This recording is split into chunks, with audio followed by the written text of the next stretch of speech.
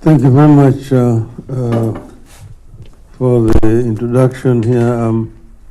Arrived when my colleague was already talking, but generally we're talking about conflict resolutions.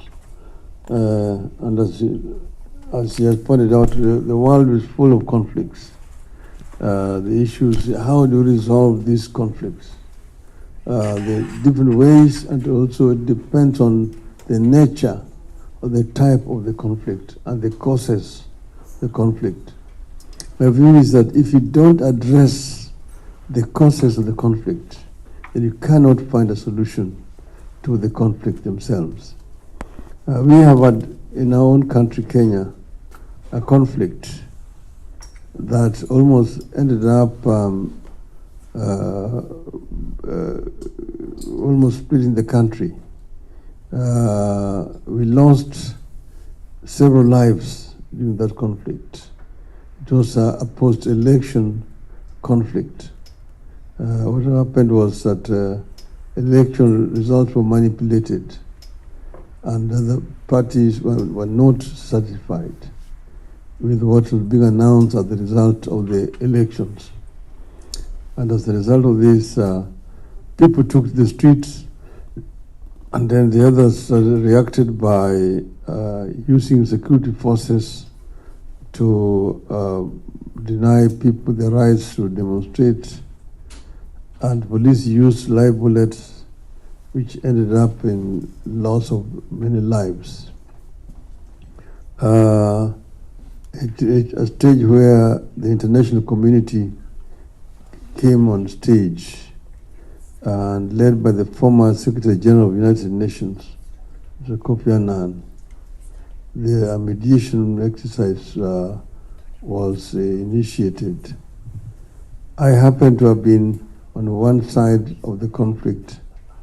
My colleague with whom we were competing was on the other side of the conflict. And it took, what you can say, give and take for both sides for us to have an agreement. It lasted a long time. We put up our team, our side, the other side put their team, and they negotiated, and after about 2 months, a final accord was arrived at. We had actually to argue before the presence of other presidents from other countries a final solution. My view is that it's a give and take. A winner-take-all cannot end up in a satisfactory solution. But having said that, I have been involved myself in this not once. We have had elections whose results have been disputed until even the last one was disputed, and we still have not yet reached a accord as we are talking today. But I can give other examples on the continent of Africa. As you know, we have got several flashpoints on the continent. Ethiopia is one, Sudan is another one, DR Congo is another one. Then there are, of course, also other countries in West Africa where military coups have taken place, like Niger, Burkina Faso, Mali, Gabon, and there have been also coup attempts in Guinea and Guinea-Bissau on the continent. The causes of these, of course, vary, but most of them are governance issues. As you know, that we now had these multi-party systems on the continent. The came as a result of the end of the Cold War. You see, before the end of the Cold War, of course, Africa was really misgoverned. But when the Cold War ended, then multi-party system were introduced. But what has happened is that the people were forced to allow multi-partyism, but they did not want to relinquish power. They wanted to continue to perpetuate themselves in power. So elections become rituals which are held periodically, but which don't end up reflecting the will of the people. And that is why what has actually ended up translating into the military coups coming back again. We now have a situation where military coups take place, and the population are jubilant, are actually receiving the men in the uniform with both hands. So something is seriously wrong there. There are conflicts which have got to do with resource sharing. Like in the Congo, eastern part of Congo, there's been this conflict going on for a long time. It can be, some people could put it simply that, oh, it may be an ethnic issue.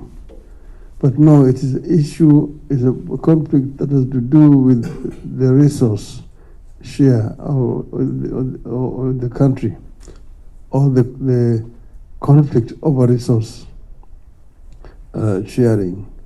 And there is a lot of international involvement or in the conflict, which is not apparent, but which is there. Congo, as you know, is one of the richest countries in terms of natural resources on earth. Most of the rare minerals, whether they're lithium, whether they are uranium, whether you're talking about diamonds, you're talking about gold, you're talking about this, they're all there in the Congo. And that's why there's a lot of international interest in the Congo, so that problem cannot really be resolved simply by the Congolese themselves. There have been regional involvement and even the UN involvement in the Congo to try to find a solution to the problem.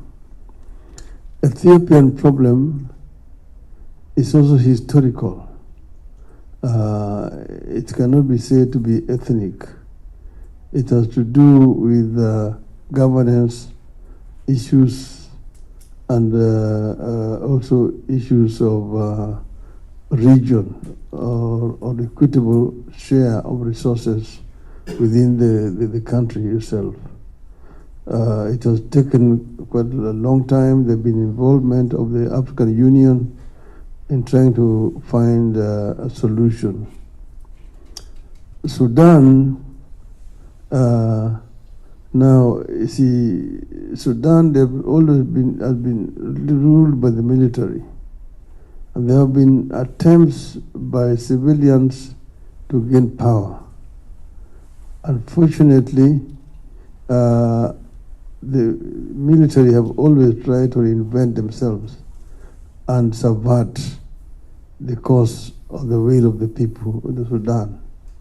So we have now a situation where two sections of the military are fighting for power in the Sudan. It actually requires a lot of international efforts. Unfortunately, the international powers themselves are also divided. One is supporting one side, one is also supporting the other side. That actually complicates the situation in the Sudan. Basically, what am I trying to say? I'm saying that The conflicts that we have on the continent have got their causes which are local, but also with aspect of international involvement in these conflicts. When there's like that, it becomes very difficult to resolve. But secondly, it takes two to tango. Both sides must be prepared to give and take in a process of negotiations. A winner takes all will never solve a problem like this. My view is that regional institutions like the EU, like the AU, the ASEAN, and so on, have a role to play in dealing with the issues which may be national, but have got international implications. That will be my presentation. Thank you.